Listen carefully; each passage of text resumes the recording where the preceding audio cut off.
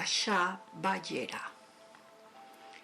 Y se le apareció el Eterno en la planicie de Mamré, estando él sentado en la puerta de la tienda, cuando más se sentía el calor del día. Y alzó la vista, y he aquí que vio a 3 hombres que estaban junto a él.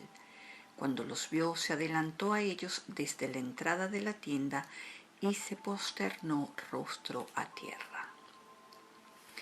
Vayera quiere decir y se apareció. Esta es una parashá extremadamente rica en acontecimientos y en aprendizaje, claro está. En esta parashá vemos una de las cualidades de Gesed, que es también un antídoto contra la soledad. Se trata de la hospitalidad. La generosidad que expresamos con nuestros invitados crea una fuerza de atracción a nuestro alrededor que siempre nos resulta estar acompañados.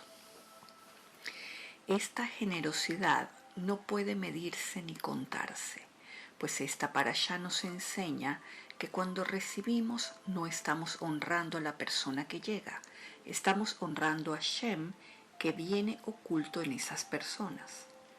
Por eso en esta parashá vemos que dice, y se le apareció el Eterno, y luego dice 3 hombres que estaban junto a él. La Gemara reconoce que estos eran 3 ángeles que tomaron forma humana, nombre específicamente a Mijael, a Gabriel y a Rafael. ¿Qué es un ángel? En hebreo, ángel es malach, que quiere decir mensajero, pero asimismo un ángel es una fuerza. ¿Acaso un ángel tiene que venir con alas? No. Y la prueba la tenemos en esta porción. Y esto significa para nosotros que cualquier persona que nos visite puede traer sobre sí un mensaje de Hashem. Hay varias leyes de la hospitalidad que es importante conocer. La número 1 es ofrecer. Es decir, no esperamos que alguien nos pida si lo podemos recibir. En cuanto nos percatamos de la necesidad, nos ofrecemos. Inclusive, ofrecer voluntariamente para que nuestra casa sirva para que se realicen eventos o cursos cuenta como hospitalidad. La número 2 es anticipar.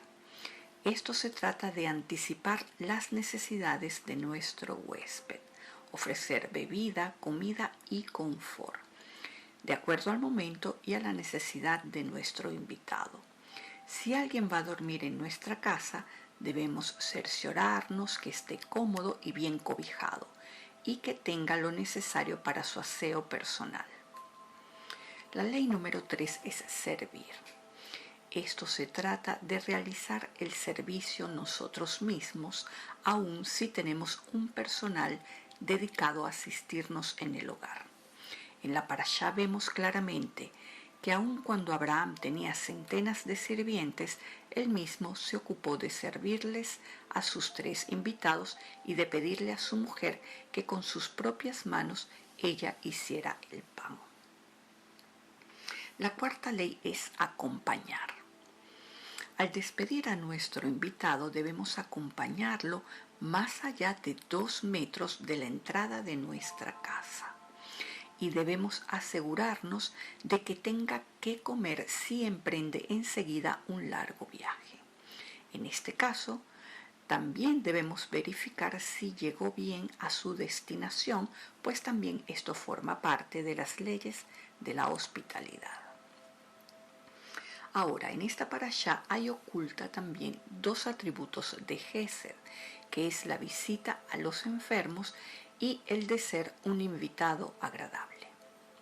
Debemos convertirnos en invitados agradables, es decir, personas que los otros deseen recibir. Un invitado nunca llega con las manos vacías a la casa de su anfitrión, ni tampoco abusa de su generosidad. Igualmente, debe respetar el modo de vida de su anfitrión y debe adaptarse a ello, así no sea de su agrado. Por ejemplo, no se fuma dentro de la casa de un no fumador o en el vehículo de un no fumador. La gente tiende a preguntarle al anfitrión: ¿te molesta que fume? Pero esto pone al anfitrión en una posición de dificultad. Así que nunca debe preguntarse este tipo de cosas que hagan sentir a nuestro anfitrión incómodo. Si un individuo es invitado a un momento puntual, como por ejemplo una visita vespertina o una cena, no debe llegar ni anticipadamente ni con retraso, debe ser puntual. Y si hay mucha confianza entre dos personas y queremos ir a visitar a un amigo, simplemente prevenimos anticipadamente por teléfono para que nuestro anfitrión tenga tiempo de prepararse. Un invitado debe dejar todo limpio, tal y como lo encontró, o mejor de lo que lo encontró, del lugar que lo recibe. Un buen invitado debe tener buena higiene personal y estar vestido correctamente y de acuerdo a la ocasión, de modo de no hacer sentir a nuestro anfitrión inconfortable. La Guemará inclusive se toma el trabajo de mencionar la indumentaria vestimentaria de los 3 huéspedes que recibió Abraham. Uno estaba vestido de panadero, uno estaba vestido de marinero y otro de beduino. La ropa era un tipo de lenguaje con el que se comunicaban con Abraham, y en función de eso él estimó el tipo de comida y de servicio que debía ofrecerle a sus invitados. Este punto es importante porque hay una verdadera discusión sobre la función de estos ángeles y su procedencia. Rashi de Troya pregunta: ¿por qué tenían que venir 3 ángeles y no uno solo? Y él mismo responde: porque un ángel no puede realizar varias funciones al mismo tiempo. La Cábala nos enseña que hay una diferencia entre los ángeles y los arcángeles. Los ángeles son obreros de los arcángeles. Esto lo vemos en el libro de Daniel 10:13, que dice así: pero el príncipe del reino de Persia se mantuvo frente a mí durante 21 días. Mas he aquí que Mijael, uno de los príncipes jefes, Sarim Arishonim, vino para ayudarme, y yo quedé parado allí al lado de los reyes de Persia. En otras palabras, la palabra arcángel no existe.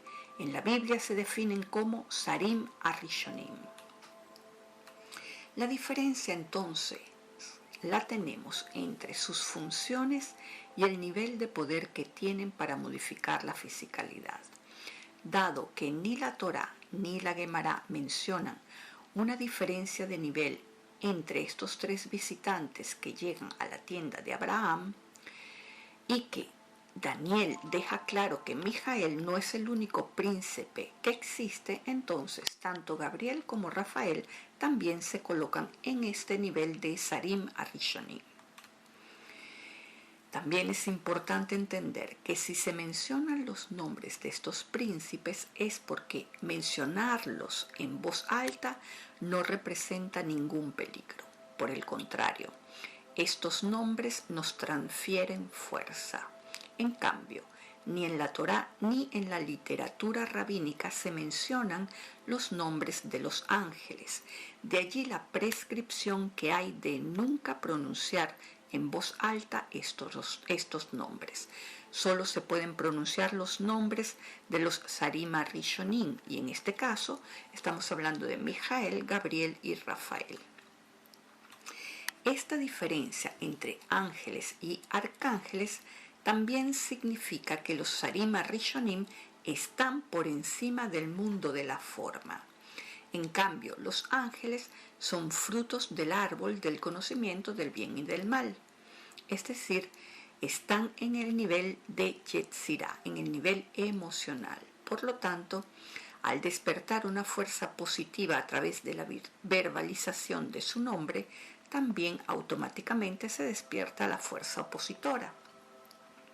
Hago énfasis en esto de la pronunciación de los ángeles porque hay libros que no están considerados ni dentro del canon bíblico ni dentro de la literatura cabalística, que refleja la pronunciación de los 72 nombres angélicos, y esto puede traer consecuencias desfavorables para el estudiante.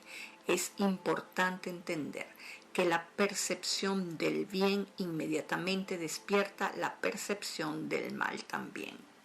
Por eso el Talmud nos dice que hay dos niveles del bien: el nivel del bien del árbol de la vida, que es superior, y el nivel del bien del árbol del conocimiento del bien y del mal, que solo percibimos cuando lo comparamos con el mal. Ahora fíjense en algo importante. Solo podemos llegar al bien superior por ley de frecuencia semejante. Es decir, para llegar al bien superior tenemos que buscar el bien inferior que tiene similitud de onda de frecuencia. Pero esto, ¿cómo lo hacemos si vivimos en un mundo de rigor? Casi siempre estamos batallando en la vida.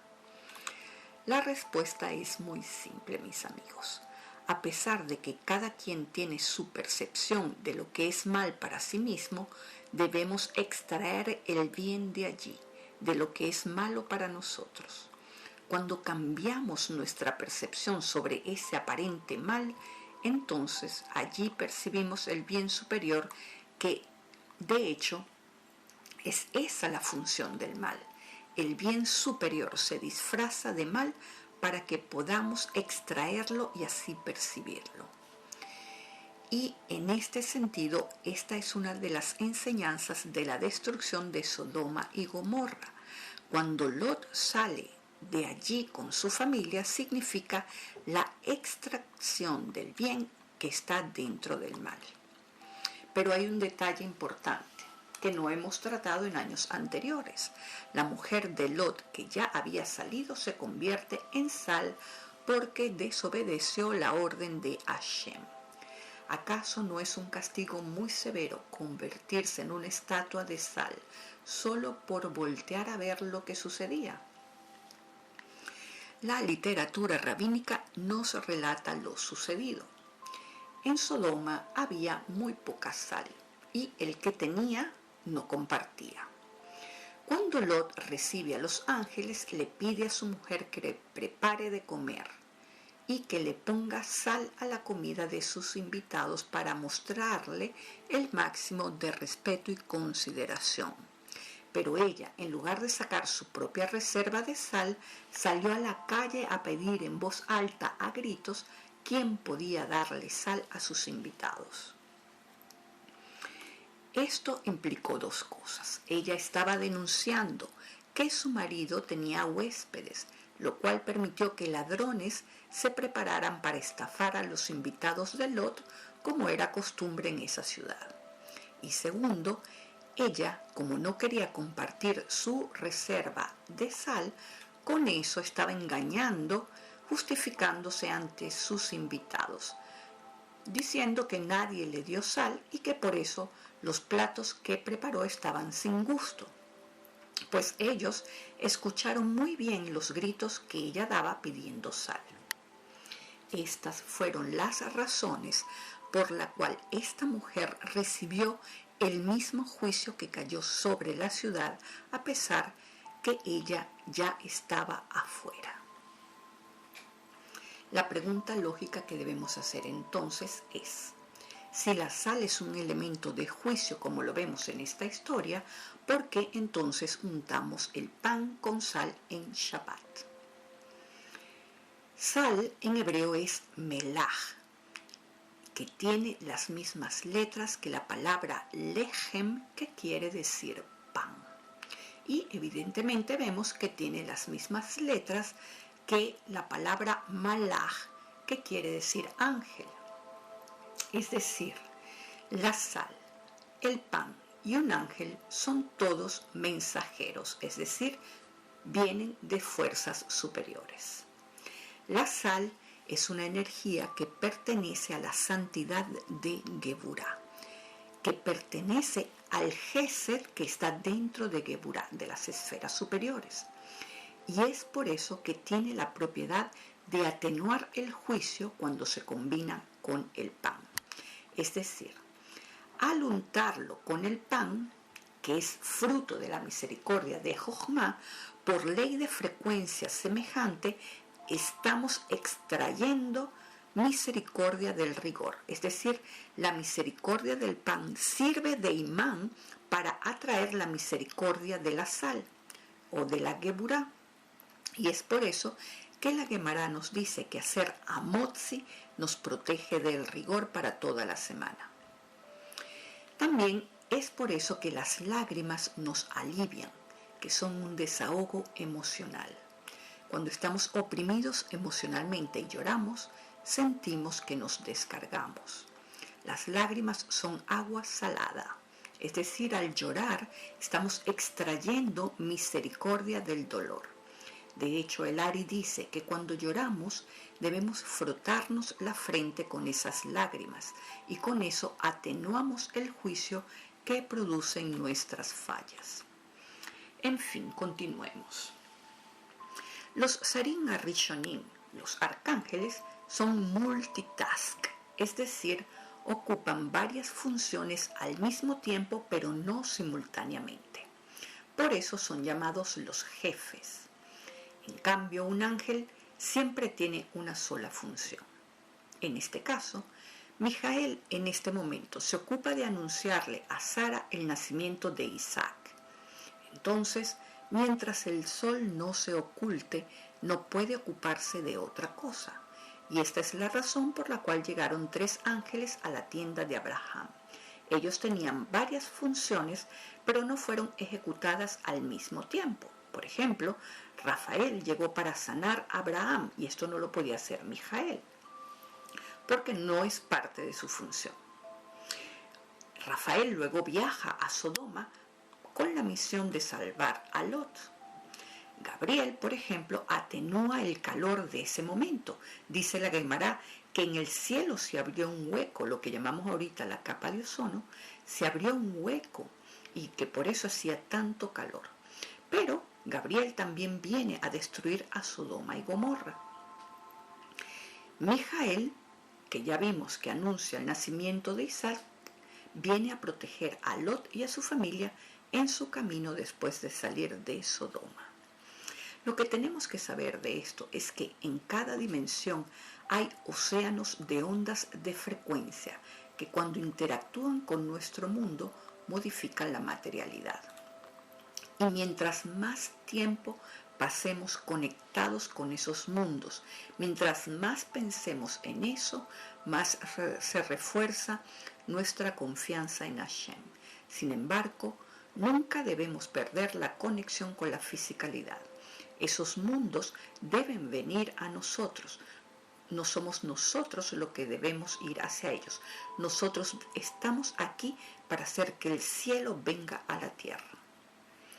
Pasemos ahora a analizar un poco la atadura de Isaac.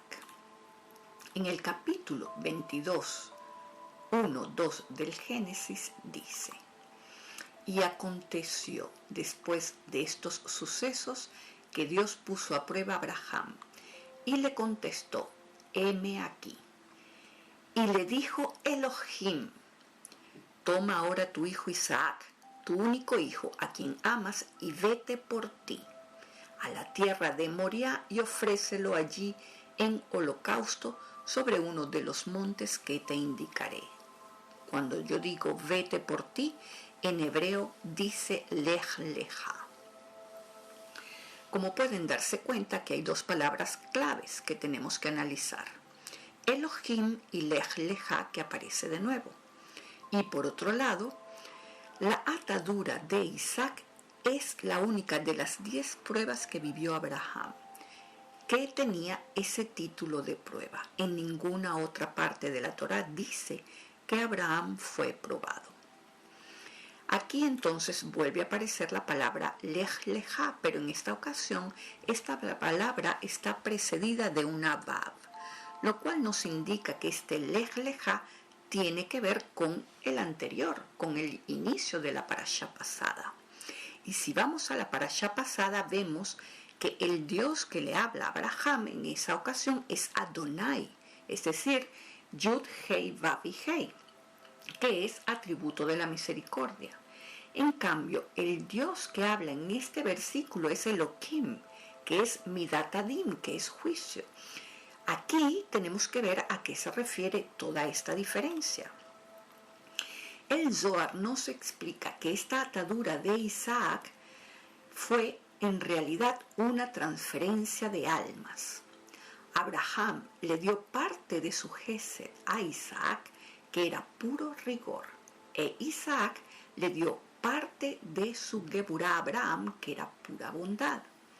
Es de aquí que aprendemos que la máxima prueba que vive un ser humano es el equilibrio de sus energías internas, pues esto necesariamente lo obliga a ir por encima de su propia naturaleza. Sin este intercambio de almas no hubiese nacido Jacob, que es la encarnación del equilibrio entre ambos. De aquí aprendemos que en cada acción que hacemos transferimos una parte de nuestra alma. Si nuestra acción es negativa, allí ponemos la fuerza y el poder de nuestra Geburá, lo cual nos debilita. Pero si nuestra acción es de dar, allí ponemos una parte de nuestro Gesed que nos sublima. Los patriarcas fueron probados a un nivel de dificultad extraordinario porque tenían una grandeza espiritual inimaginable, y también probablemente fueron probados porque tenían una misión particular de pioneros, que es abrir y trazar el camino de la humanidad. El asunto es que cada uno debe trazar el camino de su descendencia. Cada uno es un pionero de la humanidad porque juntos construimos cada día la conciencia colectiva. La evolución de la humanidad depende de los atributos que cada uno inyecta a su propia vida, que luego se transfieren a la conciencia colectiva. Con esta reflexión me despido y les digo hasta la próxima. Les envío un fuerte abrazo.